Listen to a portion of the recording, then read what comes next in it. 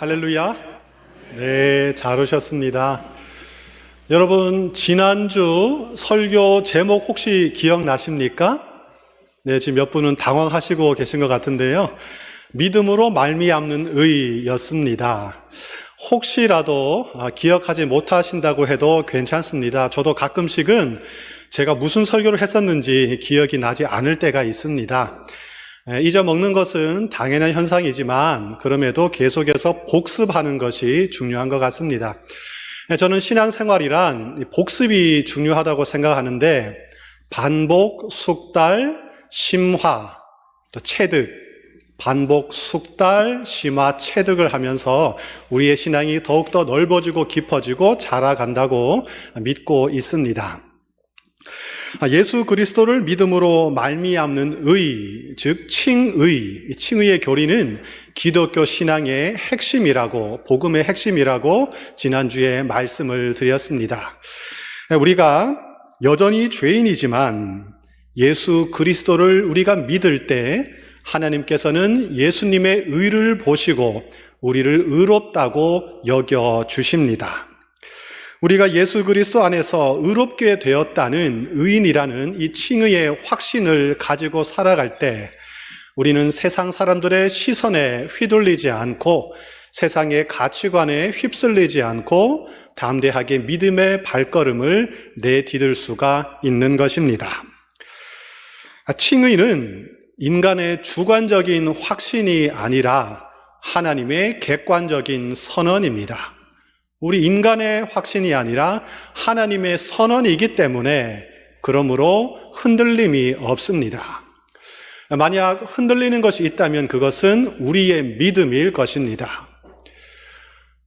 일이 좀 잘 풀릴 때는 하나님 정말 살아계시네, 하나님 나를 사랑하시구나 이렇게 생각이 들다가도 일이 조금만 안 풀리면, 내 뜻대로 안 되면 그럼 그렇지 하나님은 나를 사랑하지 않는 것 같아, 이렇게 우리의 믿음이 흔들릴 때가 한두 번이 아닙니다.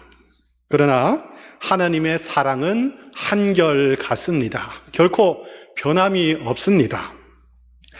철학자 니체는 망각은 어떤 면에서 축복이다 이런 말을 했습니다. 하지만 기억해야 할 일은 우리가 반드시 기억해야 할 것입니다. 아무리 귀한 보석이라도 시간이 흐르면 먼지가 쌓이고 빛이 희미해지기 마련이지요. 주기적으로 먼지를 털어내고 닦아주어야 빛을 회복할 수 있습니다. 칭의의 교리도 이와 비슷하다고 생각됩니다. 끊임없이 되새기고 기억을 해야만, 그래야 기독교 복음에 충실한 그리스도인다운 신앙생활을 할 수 있습니다. 오늘 본문 말씀 8절과 9절은 지난주 설교와 동일한 내용을 우리에게 설명하고 있습니다. 제가 읽어드리겠습니다. 너희는 그 은혜에 의하여 믿음으로 말미암아 구원을 받았으니 이것은 너희에게서 난 것이 아니요 하나님의 선물이라. 행위에서 난 것이 아니니 이는 누구든지 자랑하지 못하게 함이라. 아멘. 내가 구원받은 것, 내가 의롭게 된 것이 전적으로 하나님의 선물, 하나님의 은혜라면 내가 자랑할 것은 하나도 없습니다. 내가 한 것이라고는 그저 믿은 것밖에 없기 때문입니다. 창세기 15장 6절에 보시면 아브라함이 여호와를 믿으니 이를 그의 의로 여기셨다는 구절이 있습니다. 아브라함이 한 거라고는 하나님을 그냥 믿은 것밖에 없습니다. 하나님께서는 그것을 보시고 기뻐하시면서 너는 의롭다 이렇게 인정해 주셨습니다. 어릴 때 저는 비가 내리면 가끔씩은 일부러 밖에 나가서 비를 맞고 비에 젖을 때가 있었습니다. 비를 맞으면 기분이 상쾌해지고 즐거웠습니다. 그런데 비를 맞기 위해서는, 비에 흠뻑 젖기 위해서는 우산을 치워야 되죠. 우산을 쓰고 있으면 그 비를 맞을 수가 없습니다. 여러분, 비에 젖는 것은 비가 내리기 때문입니까? 아니면 내가 우산을 치웠기 때문입니까? 두 가지 말이 다 있을 수가 있습니다. 어떤 사람은 내가 우선을 치웠으니까, 내가 우선을 거뒀으니까 내가 비를 맞았지, 이렇게 생각할 수 있는데 사실은 근본적으로는 그렇지가 않습니다. 비가 내렸기 때문에 내가 비에 젖는 것이죠. 우산을 쓰든 말든, 우산이 있든 없든 비가 내리지 않으면 결코 비에 젖을 수가 없습니다. 하나님의 구원의 은혜와 인간의 믿음도 어쩌면 이와 비슷한 것이 아닐까, 그런 생각을 해봅니다. 그런데 오늘 우리가 주목한 말씀은 8절, 9절 뒤에 이어지는 10절 말씀입니다. 오늘 이 말씀을 우리가 집중해서 살펴보기를 원합니다. 우리 함께 읽어보겠습니다. 우리는 그가 만드신 바라 그리스도 예수 안에서 선한 일을 위하여 지으심을 받은 자니, 이 일은 하나님이 전에 예비하사 우리로 그 가운데서 행하게 하려 하심이니라. 아멘. 저는 이 구절을 읽을 때 이렇게 한번 생각을 해보았습니다. 8절과 9절 말씀은 칭의에 관해서 설명하는 말씀이라면, 이어지는 10절 말씀은 칭의의 이유, 우리가 구원받은 이유에 관해서 설명하는 말씀이 아닐까, 그렇게 해석을 해보았습니다. 우리가 구원받은 이유가 무엇이라고 오늘 10절은 말씀하고 있습니까? 그리스도 예수 안에서 우리가 선한 일을 하도록 하기 위함이다, 이렇게 말씀을 하고 있습니다. 믿음으로 말미암는 의, 이 말을 들을 때 꼭 이렇게 질문하는 분들이 있습니다. 믿음으로 의롭게 된다면, 믿음으로 구원을 받는다면 인간이 선행을 할 필요는 없지 않습니까? 우리가 믿음으로 구원을 받았다면 이후 우리가 선행을 하지 않고 마음대로 죄를 지어도 되지 않겠습니까? 이런 질문들은 사실은 성경을 제대로 이해하지 못한, 오해한 결과에서 비롯되는 질문들입니다. 구원파라는 기독교 사이비 이단 종파가 있습니다. 이들은 칭의의 교리, 이신 칭의의 교리를 극단적으로 밀고 나갑니다. 그들은 사람이 한 번 구원받았다면 이후에는 행위가 전혀 중요치 않다, 이렇게 주장을 합니다. 심지어 회개는 하면 안 된다, 이렇게 가르치는 경우도 있습니다. 하나님께서 우리의 모든 죄를 사해 주셨기 때문에 회개를 한다는 것은 불신앙의 표현이다, 이렇게 생각을 하는 것입니다. 얼뜻 보면 그런 것 같죠? 깔끔하네, 확신을 주네, 야, 맞는 말인 것 같다 착각할 수도 있지만 굉장히 뭔가 이상합니다. 이분들은 성경의 가르침을 전체적으로 보지 못하고 성경의 많은 구절 중에 한 구절 또는 한쪽 측면만을 떼내서 극대화시키는 잘못된 사고에 빠져 있습니다. 논리적인 오류를 설명하는 개념 중에 표본 편향이라는 용어가 있습니다. 영어로는 체리 피킹이라고도 하는데, 체리를 내가 마음대로 그냥 하나씩 따듯이 어떤 전체적인 데이터나 사실은 보지 않고 나의 주장을 뒷받침하는 구절들만 쏙쏙 뽑아서 제시를 하고 나의 주장을 뒷받침하지 않는 다른 반대되는 것들은 의도적으로 배제하는 행위를 가리키는 단어입니다. 표현입니다. 사람들은 단순하고 깔끔하게 맞아 떨어지는 것을 선호하는 경향이 있지요. 설교도 마찬가지입니다. 무조건 쉽고 단순하고 확신을 주고 깔끔하게 쉽게 딱 맞아 떨어지면, 야, 설교 잘하네, 오늘 은혜 받았다, 이런 생각을 할 때가 있습니다. 물론 그것이 다 틀린 말은 아닌데 항상 옳은 것도 아닙니다. 진리는 명료합니다. 분명합니다. 그러나 진리는 우리 인간의 이성으로 100% 확실하게 설명될 수 있을 만큼 그렇게 간단한 문제는 아닙니다. 그래서 성경은 구원의 의미를 우리에게 설명할 때 이런 말로도 설명을 하고 또 이런 말로도 설명을 하고 여러 가지 다양한 방식을 통해서 우리에게 설명을 하고 있는 것입니다. 기독교가 칭의, 오직 은혜, 오직 믿음이라는 가르침을 워낙 많이 강조하고 있으니까 사람들은 이렇게 착각을 합니다. 기독교는 행위에 대해서는 관심이 없구나. 인간의 선함에 대해서는 별로 강조하지 않는구나. 이렇게 생각을 할 수가 있는데 이것은 큰 오해입니다. 성경을 읽어보면 인간의 행위에 대해서, 선한 행위에 대해서 강조하는 구절들이 엄청 많습니다. 제가 몇 구절만 소개해 드리겠습니다. 마태복음 5장 16절입니다. 이같이 너희 빛이 사람 앞에 비치게 하여 그들로 너희 착한 행실을 보고 하늘에 계신 너희 아버지께 영광을 돌리게 하라. 착한 행실을 통하여 하나님께 영광을 돌려라. 이렇게 말씀하죠. 디도서 2장 14절 말씀입니다. 그가 우리를 대신하여 자신을 주심은 모든 불법에서 우리를 성량하시고 우리를 깨끗하게 하사, 그 다음에 선한 일을 열심히 하는 자기 백성이 되게 하려 하심이라.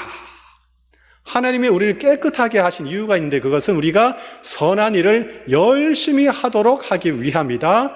이렇게 설명을 하고 있습니다. 그런가 하면 구약성경 레위기 19장 2절에서는 심지어 우리를 가리켜서 하나님은 너희는 거룩해져야 한다. 이렇게 요구하고 있습니다. 너는 이스라엘 자손의 온 회중에게 말하여 이르라. 너희는 거룩하라. 이는 나 여호와 너희 하나님이 거룩함임이라. 우리 그리스도인들을 향하여, 하나님의 백성들을 향하여 너희는 그냥 선한 행위를 하는 정도가 아니라 나처럼 거룩해져야 한다. 이렇게 강력하게 요구, 명령을 하셨습니다. 기독교 교리 중에 성화의 교리라는 교리가 있습니다. 지난주에는 칭의의 교리를 설명드렸고 오늘은 성화의 교리를 설명드리고자 합니다. 성화, 거룩하게 된다는 것입니다. 성결하게 된다. 선한 존재, 멋진 존재, 아름다운 존재가 된다. 이런 뜻입니다. 칭의의 교리만으로는 성경이 가르치고 있는 이 구원의 의미를 온전하게 다 담아낼 수가 없습니다. 그래서 성화의 개념을 사용해서 또다시 우리에게 이 구원에 대해서 설명을 하고 있는 것입니다. 칭의는 단번에 일어나는 일회적인 사건이라면 성화는 우리 평생에 걸쳐서 지속되는 점진적인 과정이라고 할 수 있습니다. 칭의는 하나님께서 우리를 향하여 너는 이제 의롭다, 의인이다, 구원받았다 이렇게 한 번에 선포하는 일회적인 사건이라면 성화는 우리가 계속해서 선한 존재, 거룩한 존재로 자라가는 과정이라고 이해할 수 있습니다. 그런가 하면 칭의는 한 사람의 신분이 변화하는 것입니다. 죄인의 신분에서 의인의 신분으로 변하고 사탄의 종 노릇하던 사람이 하나님의 자녀의 신분으로 변하는 것, 이것이 칭의입니다.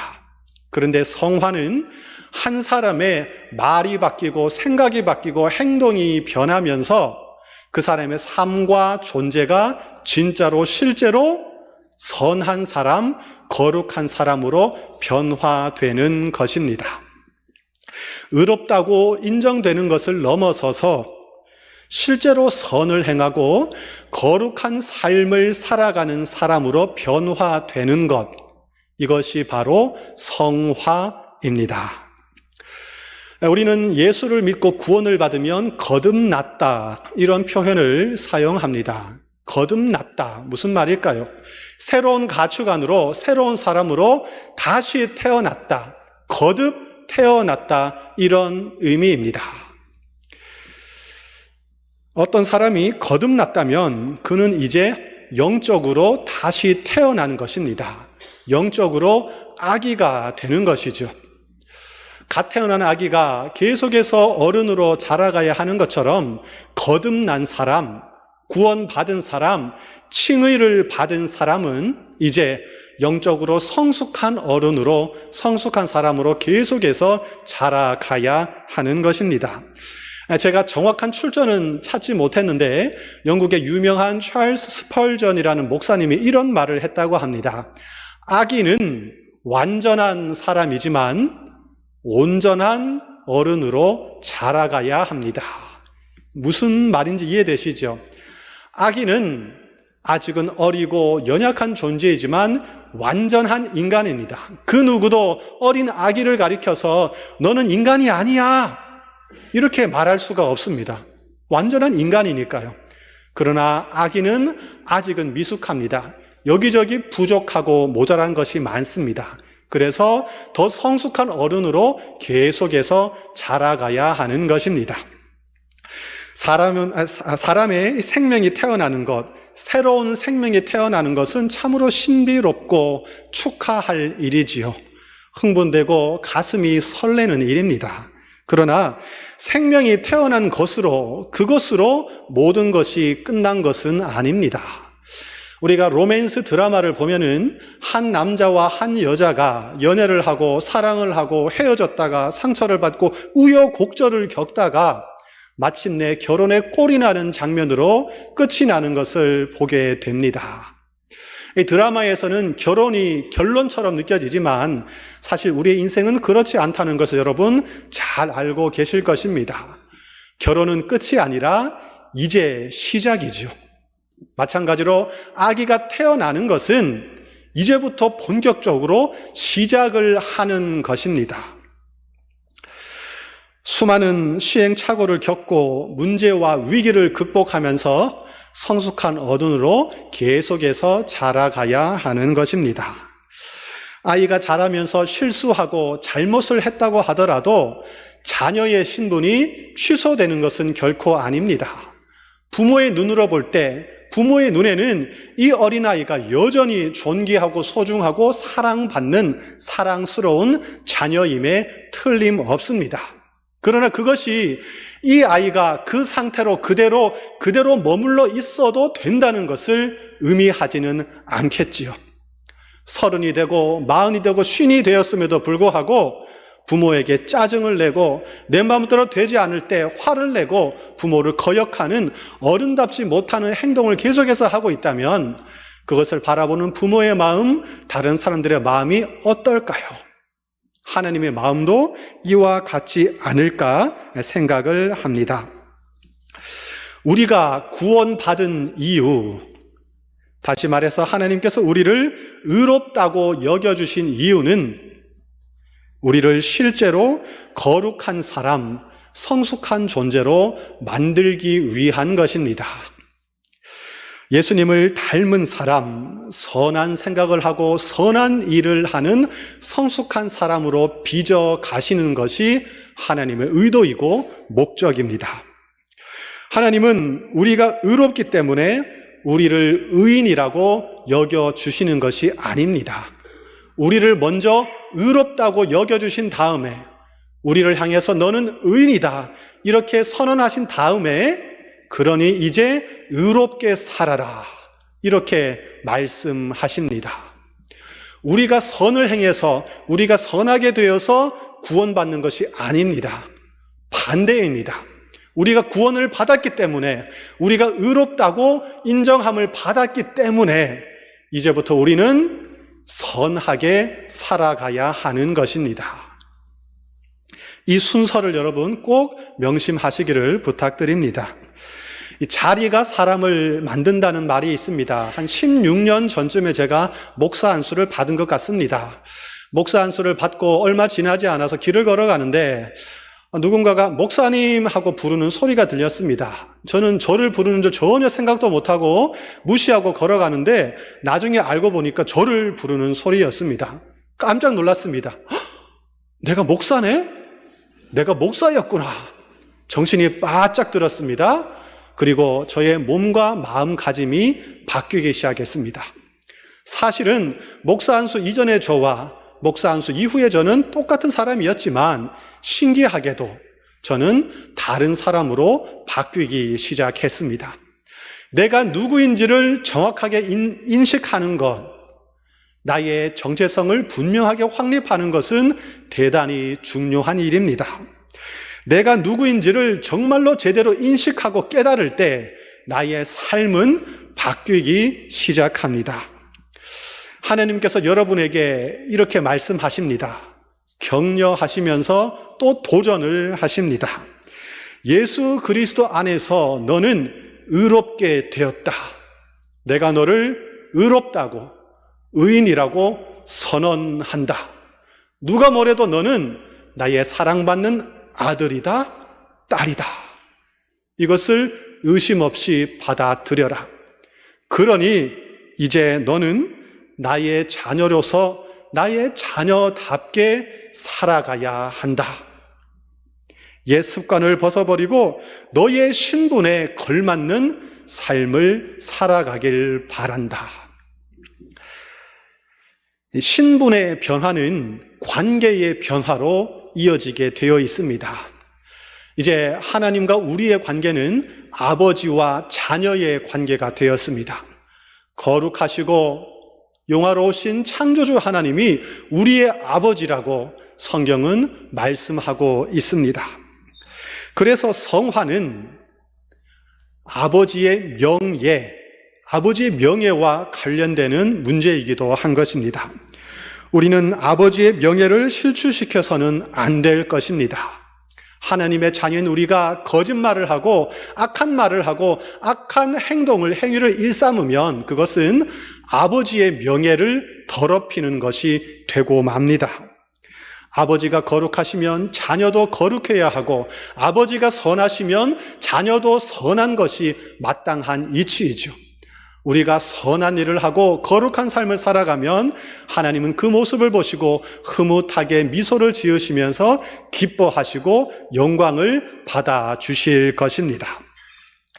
그리스도인의 선행은 도덕적이고 윤리적인 선행과는 차원이 다릅니다. 물론 그리스도인의 선행 속에도 도덕적인 차원, 윤리적인 차원이 들어 있습니다. 그런데 가만히 생각해 보면 그것을 뛰어넘습니다. 그리스도인은 선행을 행할 때 벌을 받기 싫어서 하는 것이 아니고 복을 받기 위해서 하는 것도 아닙니다. 어떤 윤리적인 의무감, 책임감에서 하는 것도 아닙니다. 그리스도인의 선행, 그리스도인의 성화는 철저하게 하나님 아버지와 관계가 되어 있습니다. 나를 향하신 그 하나님의 사랑이 너무나도 감사해서 나를 향해 베풀어 주시는 하나님의 은혜와 자비와 긍휼이 너무나도 감격스러워서 그 하나님의 사랑에 부족하지만 조금이라도 기쁨으로 반응하고 싶어서 자연스럽게 나타나는 결과라고 우리는 생각할 수 있습니다. 오늘 본문 10절에 보시면 이렇게 되어 있습니다. 우리는 그리스도 예수 안에서 선한 일을 위하여 지음받았다. 우리가 선한 일을 위해서 지음받았는데 그 앞에 수식어가 붙어 있죠. 그리스도 예수 안에서. 성화는 예수 안에 있는 사람, 예수를 믿음으로 말미암아 의롭다고 인정함을 받은 사람에게만 적용되는 개념입니다. 아무리 착한 일을 많이 하고 아무리 선한 사람이라 할지라도 칭의의 확신이 없는 사람, 예수를 믿지 않는 사람, 예수 안에 있지 않는 사람은 성화와는 별로 관계가 없다는 말씀입니다. 단순히 선한 행동을 하는 것이 아니라, 단순히 선한 사람이 되는 것이 아니라 예수를 믿어서 의롭게 된 사람이 예수님을 따르고 예수님을 닮아서 예수님처럼 선한 삶을 살아가는 것, 이것이 바로 성화가 설명하는 개념입니다. 그렇다면 우리는 어떻게 성화를 이루어 갈 수 있을까요? 칭의는 하나님의 은혜로 되는 것이고 성화는 우리의 노력으로 되는 것이다. 이렇게 생각할 수가 있는데 그렇지가 않습니다. 칭의도 전적으로 하나님의 은혜로 되는 것이고 성화도 하나님의 은혜로 되는 것입니다. 우리가 아무리 거룩하게 살려고 노력하고 착한 일을, 선한 일을 하려고 노력한다 할지라도 그게 잘 되지 않는다는 것을 우리는 너무나도 잘 알고 있습니다. 하나님께서 은혜를 베풀어 주시고 도와주시고 성령께서 임하셔야만 우리는 성화의 길을 걸어갈 수 있습니다. 그렇다 할지라도 우리가 아무것도 하지 않고 그냥 넋놓고 있어서는 안 되지 않겠습니까? 우리는 또 우리 나름대로 뭔가를 해야 할 것입니다. 과연 성화를 이루기 위해서 우리는 무엇을 해야 할까요? 제가 4가지로 정리를 해보았습니다.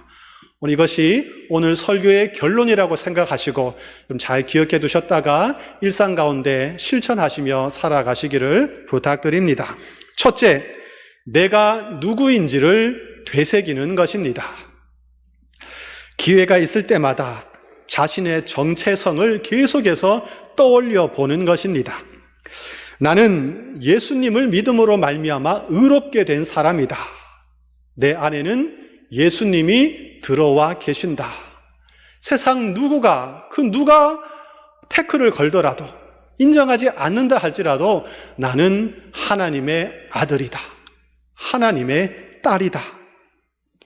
내가 누구인지 분명하게 인식하고 알고 있을 때 그에 걸맞는 그 신분에 합당한 삶을 살아갈 수 있게 되는 것입니다.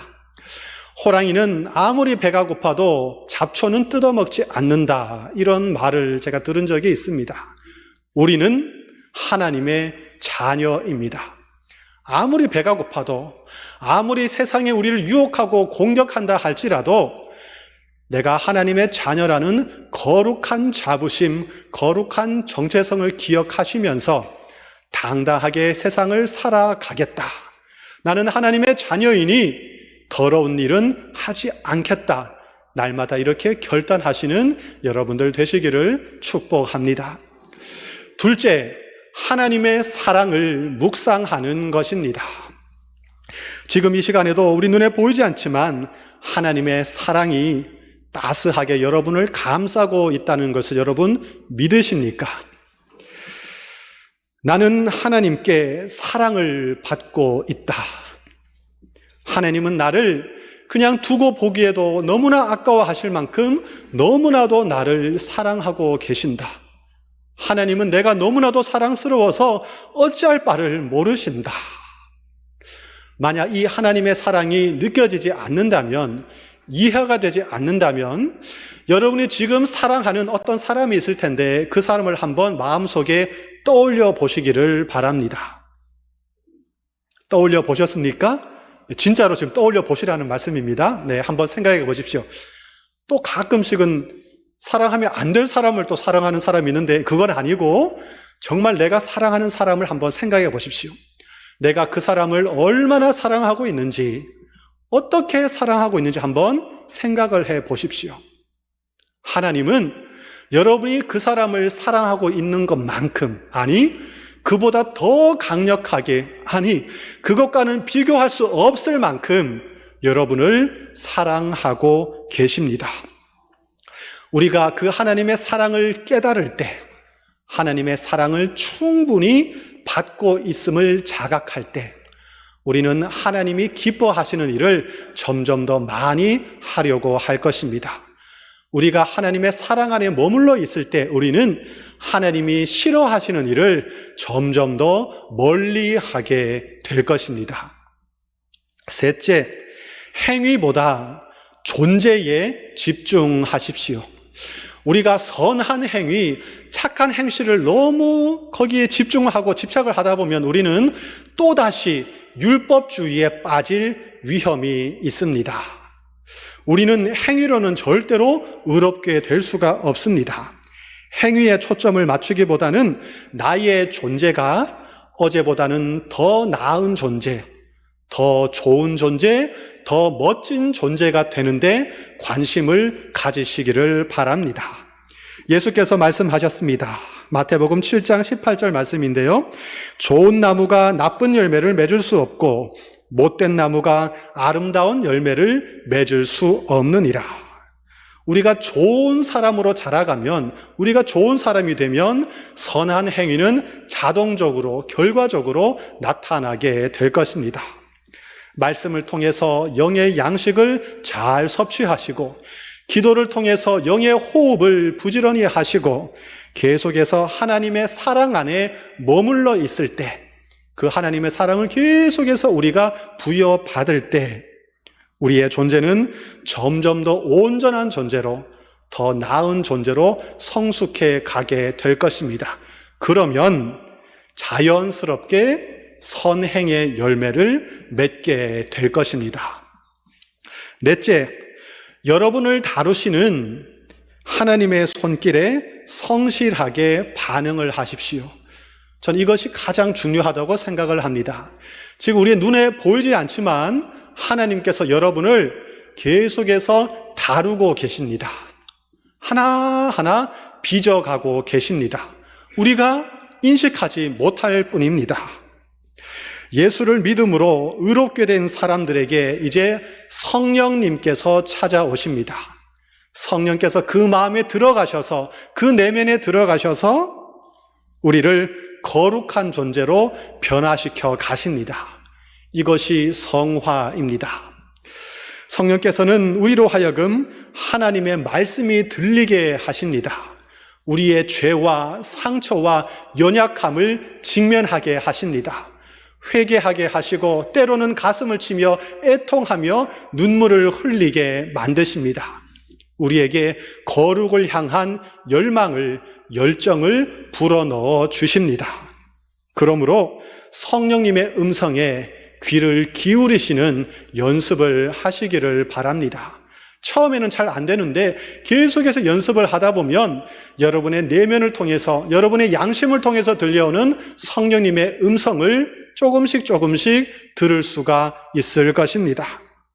그리고 성령께서 여러분을 다루시는 손길을 의식하려고 의도적으로 한번 노력해 보십시오. 그리고 성령님의 손길이 느껴지신다면 그 손길에 정직하게 성실하게 반응하려고 한번 노력해 보십시오. 여러분이 만약 죄를 지었다면 성령님은 그 죄를 깨닫게 하실 것입니다. 때로는 회초리를, 사랑의 매를 드실 수도 있습니다.